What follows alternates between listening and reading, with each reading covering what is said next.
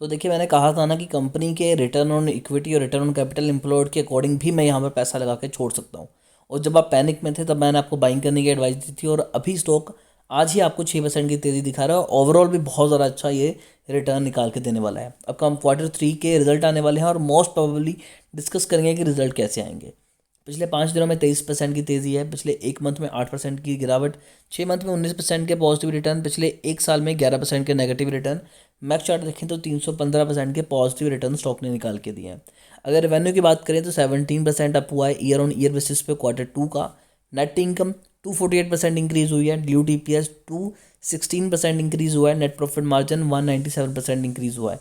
तो अभी चलते हैं ओवरऑल चीज़ों के ऊपर, जिसकी वजह से यहाँ पर बाइंग करने का मज़ा आता है। तो यहाँ पर देखिए कि 312 करोड़ की कंपनी है, तो कंपनी बहुत छोटी है। ऊपर से स्टॉक पी अभी भी 24 है, यानी कि अभी भी स्टॉक आपको काफ़ी ज़्यादा सस्ता मिल रहा है। रिटर्न ऑन कैपिटल एम्प्लॉयड 13.9 है, डिसेंट है। रिटर्न ऑन इक्विटी 28 है, जो कि बहुत ही ज़्यादा ज़बरदस्त है। प्रॉफिट आफ्टर टैक्स 7 करोड़ निकल के आता है। रिटर्न ऑन एसेट्स 7 है, जो कि अगेन डिसेंट है। बस जो चीज़ मुझे खटकती है वो ये है कि प्रमोटर होल्डिंग 20% है, थोड़ी सी ज़्यादा होनी चाहिए थी।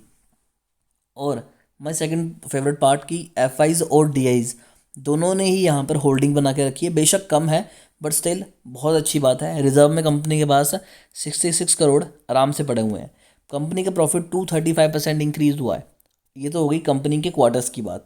और अभी मैं एक और चीज़ आपको दिखाना चाहूँगा। अगर हम यहाँ पर देखें तो पिछले कुछ टाइम से यहाँ पर वॉल्यूम बहुत ही ज़्यादा अच्छे तरीके से गेन हो रहा है, यानी कि अब रिटेल इन्वेस्टर की नज़र में ये शेयर आ चुका है, तो शेयर तो अब भागने वाला है। काफ़ी ज़्यादा पॉजिटिव पॉइंट्स भी हैं। Company has reduce debt, company ने कर्जा कम किया है, कंपनी लगभग कर्जा मुक्त हो चुकी है, कंपनी के रिजल्ट बड़े अच्छे आ रहे हैं क्वार्टर के, कंपनी की प्रॉफिट ग्रोथ बड़ी ज़बरदस्त तरीके से इंक्रीज़ हो रही है। अब नेगेटिव की बात करें तो सबसे बड़ा नेगेटिव तो यही है कि प्रमोटर होल्डिंग काफ़ी ज़्यादा कम है। और यहाँ पर एक और सेकंड का पॉइंट को हम कंसीडर करें, मेरे लिए ये पॉजिटिव पॉइंट है कि कंपनी अच्छा प्रॉफिट निकालने के बाद भी डिविडेंड नहीं दे रही। यार मत दे, कंपनी अपने आप पैसा लगाए, खुद को ग्रो करे, हम खुद ब खुद ग्रो होने शुरू हो जाएंगे। तो सेल्स कंपनी की क्वार्टर ऑन क्वार्टर बेसिस पे हर क्वार्टर में इंक्रीज़ हो रही है, ये भी एक अच्छा साइन है। एक्सपेंस कंपनी अपने कंट्रोल कर रही है, अदर इनकम से ज़्यादा पैसा नहीं कमा रही, इसलिए हमारा नेट प्रॉफिट अच्छा निकल के आता है।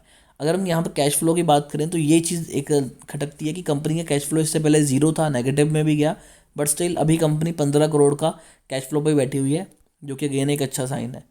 और प्रमोटर होल्डिंग लगातार कम हो रही है, तो ये चीज़ खटकती है कि 2020 में 60% की होल्डिंग थी प्रमोटर की, जो कि 2022 में अब 20% रह चुकी है। इसके अलावा हर चीज़ कंपनी के फेवर में है, और जिस हिसाब से कंपनी की सेल्स बढ़ रही हैं तो मोस्ट प्रोबेबली चांसेस ये हैं कि Q3 में भी कंपनी की सेल्स अच्छी खासी निकल के आएंगी। फिर भी शेयर को लेकर अगर आपकी कोई भी क्वेरी है तो आप कमेंट कर सकते हैं, हमारी कोशिश होगी कि आपको एक अच्छी एडवाइस दें। अभी के लिए दोस्तों इतना ही।